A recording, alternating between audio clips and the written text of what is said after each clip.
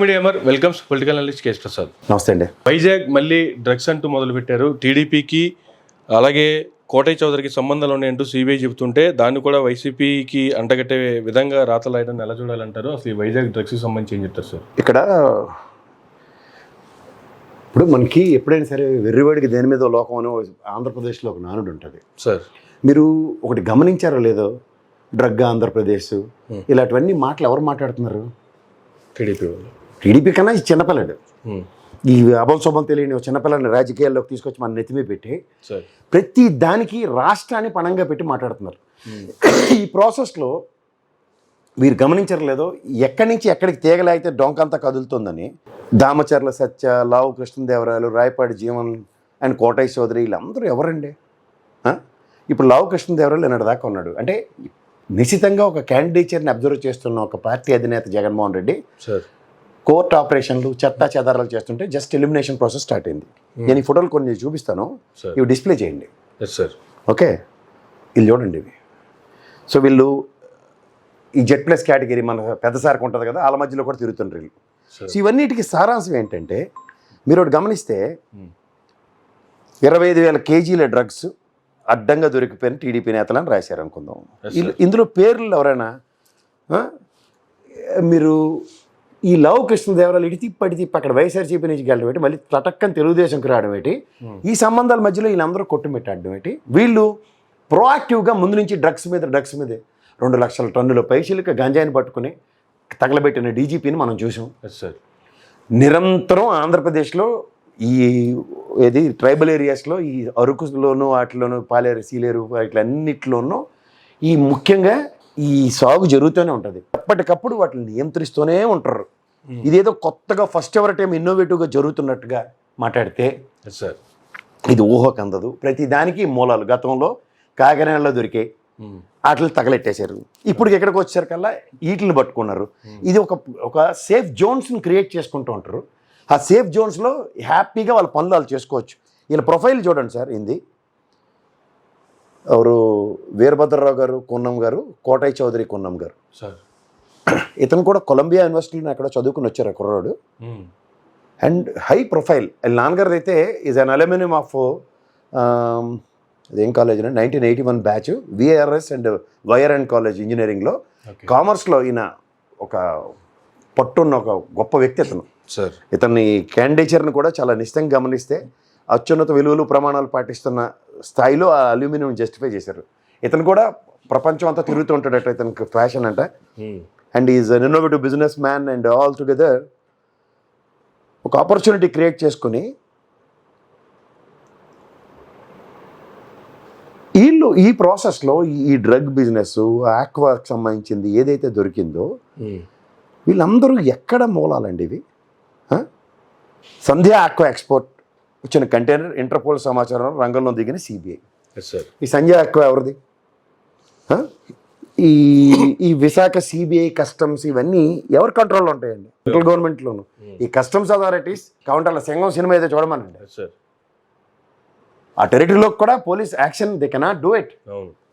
ఏం చెప్పాలి? ఇవన్నీ ఏంటంటే ప్లాన్డ్గా ఒక చెత్త చెదారం ఒక 5 years టెన్యూర్లో జరిగింది. 2014 నుంచి 19లో జరిగింది.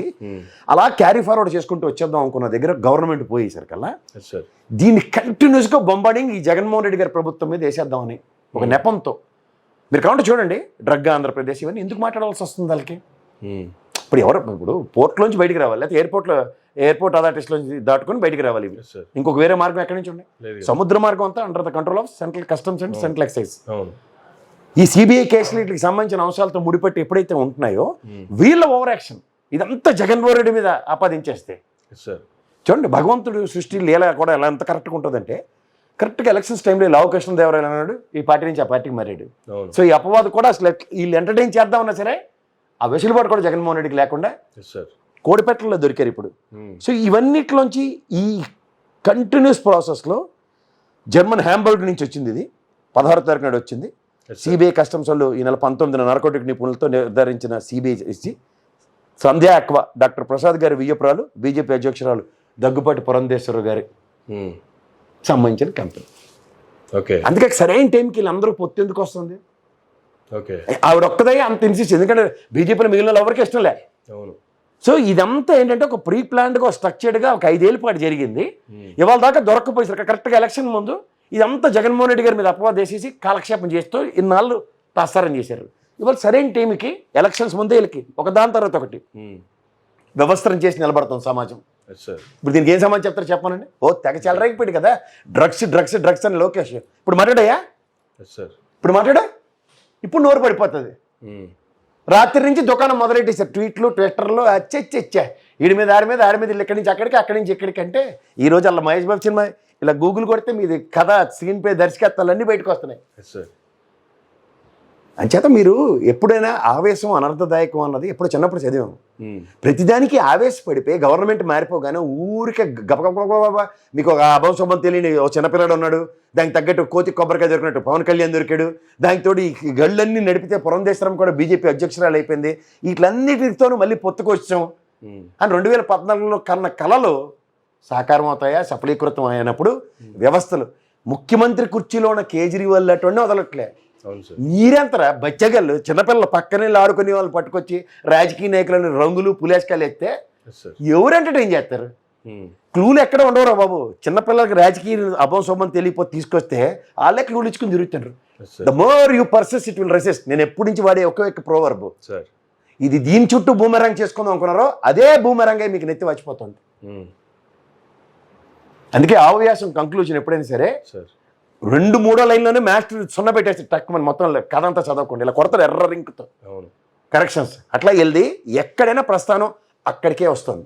అంటే వీటిలన్నిటి సారాంశం అతి దగ్గరలో బట్టలు నిలబెట్టి ఓడగొట్టి నిలబెడతారు సమాజంలో. ఎలక్షన్స్ ముందే ఇటువంటి కార్యక్రమాలతో బురద జల్లే కార్యక్రమం చేస్తే జగన్మోహన్ రెడ్డి గారి ప్రతిష్టని పొరుగుగాని తీసేయించినటువంటి కాన్సెప్ట్. అంటే వాళ్ళ దగ్గర మీడియా ఉంది కదా సార్, భౌగోళిక స్థానంలో పచ్చల్లోడు ఆ పెట్రోల్ బంకోడు పేపర్లు వేసుకున్నాడు ఉన్నారు కదా, అబద్ధాలు పనికి మనలు. నేను ఆల్రెడీ ఆడ కూర్చుని పెట్టి చిదంబరం డైపర్ వేసుకుని కళ్ళు చిదంబరం పెద్దనాన్ని కొడుకోవడం ఉంటాడు అంతే అరికథలు అలాగే. మీకు ఒకటి తెలుసా అలాంటివి స్మార్ట్గా ఎలా మూవ్స్ ఉంటాయి తెలుసా? ఆ బ్యూరోలో ఒక బకరాగాన్ని తీసుకొస్తారు, ఆడితో పురాణ కాలక్షేపాలు నడుస్తూ ఉంటాయి గంటలు. రేపు శనివారంలో చిలక పలుకులు అబద్ధాల పలుకులను పెట్టుకుంటే బెటరు. ఇదే సారాంశం. ఆ ముసలోళ్ళు ఈజీ చైర్లో కూర్చొని చదివేసి ఊగిపోయి నేను చూడు ఎవడా జయప్రకాష్ నారాయణ మొదలెట్టాడు జయము చంద్ర అన్న పాటకి లిరిక్స్ అన్నమాట. చదివితే ప్రవచనాలు ఎలా ఉంటాయి అలా చదివేస్తాడు. ఇదంతా దొంగల మూట.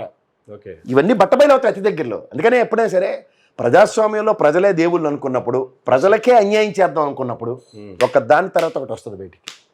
అంతే.